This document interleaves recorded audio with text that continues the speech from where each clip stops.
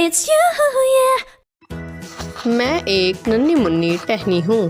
جب میں نے اپنی آنکھیں کھولیں تو مجھے ہر طرف سبزہ نظر آیا۔ میں ایک باغ میں تھی۔ وہاں رنگ برنگ کے پھول تھے اور پرندے چہچہا رہے تھے۔ میرے پہلو میں ننھے منھے پتے اگے ہوئے تھے۔ ٹھنڈی ہوا ہمیں چھو کر گزرتی تو ہم سب خوشی سے تالیاں بجانے لگتے۔ ہنسی خوشی وقت گزر رہا تھا اور ہم بڑے ہوتے جا رہے تھے۔ یہ بہار کا موسم تھا۔ اس موسم میں نئے پتے اگتے ہیں اور ہر طرف رنگ برنگ کے پھول کھلتے ہیں۔ پھر ایک دن اچانک مجھے بہت زیادہ گرمی محسوس ہوئی۔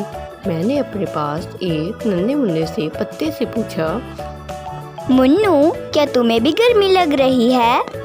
منو کہنے لگا، ہاں، میرے تو پسینے چھوٹ رہے ہیں، میرا تو گرمی سے برا حال ہے۔ یہ گرمی کا موسم تھا۔ اس موسم میں سورج کی حرارت میں اضافہ ہو جاتا ہے، اس سے گرمی بڑھ جاتی ہے۔ لوگ کھلی فضا میں درختوں کے سائے میں بیٹھتے ہیں۔ گرمی کی وجہ سے پسینہ آتا ہے، پیاس زیادہ لگتی ہے، لوگ بار بار ٹھنڈا پانی پیتے ہیں۔ میں گرمی کے موسم میں تھوڑی اداس ہو گئی۔ خیر، رفتہ رفتہ گرمی کی شدت کم ہونے لگی۔ مجھے فرحت کا احساس ہوا، لیکن ابھی میں پوری طرح خوش نہیں ہو پائی تھی کہ ایک عجیب بات ہوئی۔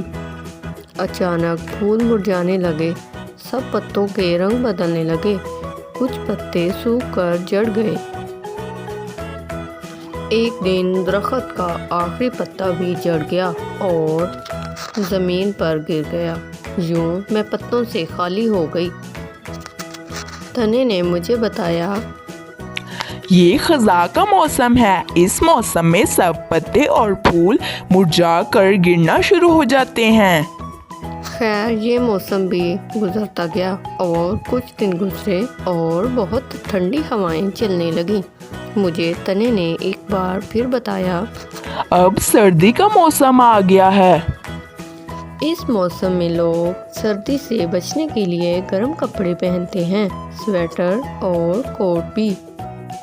رات کو لحاف اور کمبل اوڑھ کر سوتے ہیں، کمروں میں ہیٹر چلاتے ہیں۔ پہاڑی علاقوں میں تو برف باری بھی ہوتی ہے۔ اب میں اکیلی رہ گئی اور اداس رہنے لگی۔ ایک دن ٹھنڈی ہوا کا جھونکا آیا، اس نے میری اداسی کا سبب پوچھا اور کہنے لگا، پیاری سی ٹہنی، تم اتنی اداس کیوں ہو؟